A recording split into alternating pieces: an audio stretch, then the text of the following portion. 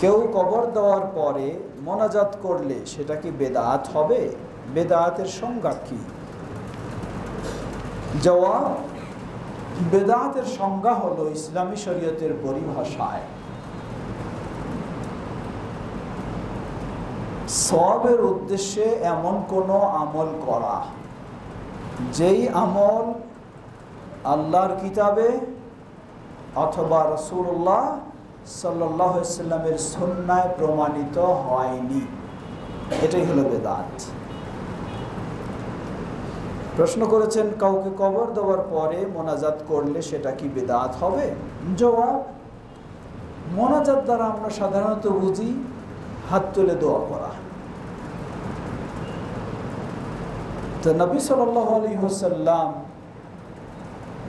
তার যুগে নবী সাল্লামেরও কবর দেওয়া হয়েছে, অসংখ্য সাহাবীরও কবর দেওয়া হয়েছে, কিন্তু কোনো প্রমাণ পাওয়া যায় না যে নবী সাল্লাল্লাহু আলাইহি ওয়াসাল্লাম বা কোনো সাহাবীর দাফনের পরে সবাই মিলে হাত তুলে দোয়া করেছেন, এমন কোনো প্রমাণ পাওয়া যায় না।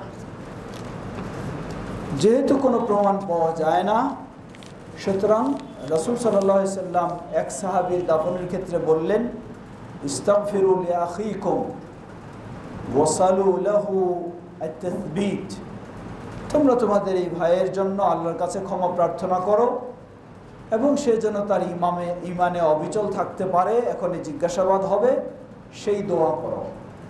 এই নির্দেশও রাসূল সাল্লাল্লাহু আলাইহি ওয়াসাল্লাম দিয়েছেন, কিন্তু তিনি তো সবাইকে নিয়ে বলেননি যে আসো আমি নিজে আছি, হাত তুললাম, তোমরা সবাই আমার সাথে আমিন আমিন করো। এই পদ্ধতিতে তিনি তার গোটা জীবনে বা কোনো সাহাবী করেননি।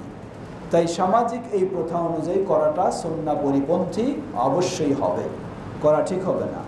কেউ দাফন করার পরে আপনি দোয়া করবেন ব্যক্তিগতভাবে যে আল্লাহ তাকে ক্ষমা করো, আল্লাহ তাকে ঈমানের উপরে অটল রাখো, এই দোয়া করবেন। আল্লাহু আ'লাম।